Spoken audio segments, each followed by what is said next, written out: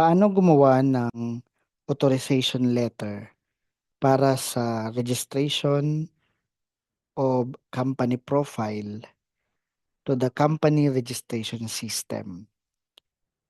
As shown on the screen, yan po ang ating magiging pattern. So, unang-una, ito ay naka-address sa regional director ng concerned regional office of Environmental Management Bureau and the office address. So ito ang ating unang kailangang ilagay sa ating authorization letter kung sino ang ating respective regional director. So date June 1, 2026.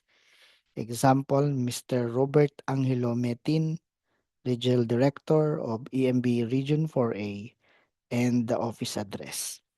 Subject, the authorization letter. And next is the names of or are the names of the person, especially the name of the managing head and the name of the pollution control officer. Example, I, the undersigned Peter Pan with the following ID. The government ID, hereby authorize Juan Cruz, the PCO, with the following ID. For example, PRC ID. So we have the managing head and the pollution control officer.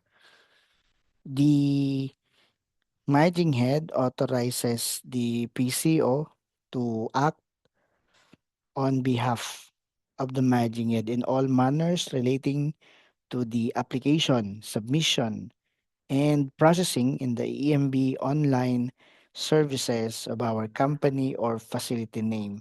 So usually kung ano ang nire-rehistro natin sa company registration system, let's say for example, ABC Company Inc. which is located at kung ano po yung exact address. And here, any and all acts carried out by Mr. Cruz, the Pollution Control Officer, on my behalf shall have the same effect as acts of my own. Hoping for your kind consideration. Thank you very much. Signed by the managing head and his contact number.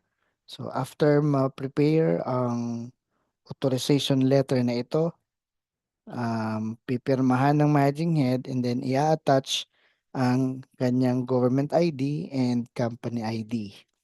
Kung walang company ID, government ID na lang. And sometimes, the authorization letter may government ID ng managing head and government ID ng PCO. So, very common yan sa mga authorization. Sino ang nag-o-authorize, may kanyang ID, at sino yung ino-authorize, may kanyang ID.